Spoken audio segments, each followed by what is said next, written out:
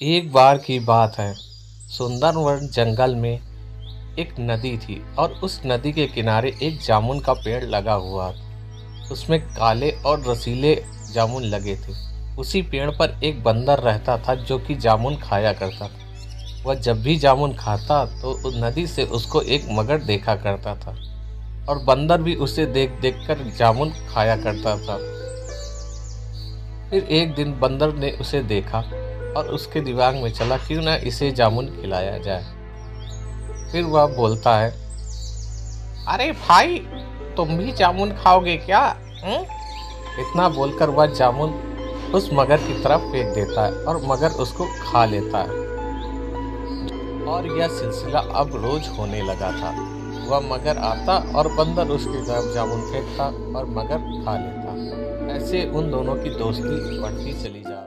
फिर क्या था, बंदर उसको जामुन खिलाता और मगर उसको पूरी नदी की सैर कराता अपनी पीठ पर बैठाल कर। और दोनों की दोस्ती बहुत ही ज्यादा आगे बढ़ चुकी थी। फिर एक दिन की बात है, मगर अपने घर वापस आ रहा था।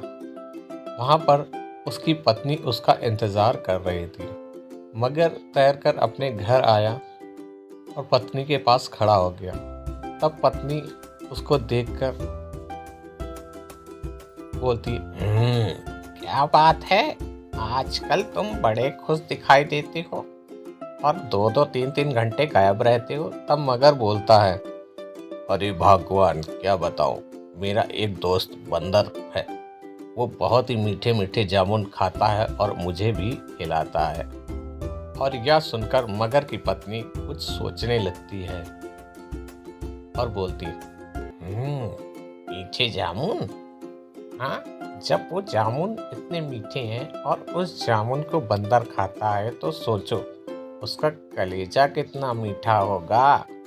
कल तुम मुझे उसका कलेजा लाकर दोगे, नहीं तो अपना मुंह मत दिखाना। मुझे उस बंदर का कलेजा चाहिए ही चाहिए, समझे तुम?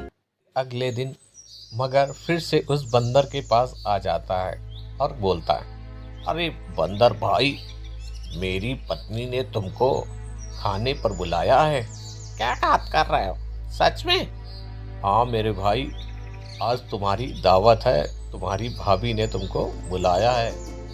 और इतना सुनकर बंदर उसकी पीठ पर बैठ जाता है और उसके घर की तरफ जाने लगता है। मगर बहुत ही ध्यान से सोच रहा होता है। और कुछ दूर चलने पर बंदर बोलता है, अरे मगर भाई, आखिर भाभी ने क्या बनाया है? अब क्या बताऊं बंदर भाई, मैं अब तुम्हें सच बता ही देता हूँ। दरअसल तुम्हारी भाभी को बंदर का कलेजा खाने का मन हो रहा था, इसलिए मैं तुमको उनके पास ले जा रहा था। यह सुनकर बंदर बोलता है, अरे अरे अरे, पहले बताना चाहिए था भाई। मैं अपना कलेजा तो उस पेड़ में ही रख के आ गया हूँ। और इतना सुनकर वह मगर फिर से घूमकर उस जामुन के पेड़ की तरफ जाने लगता है।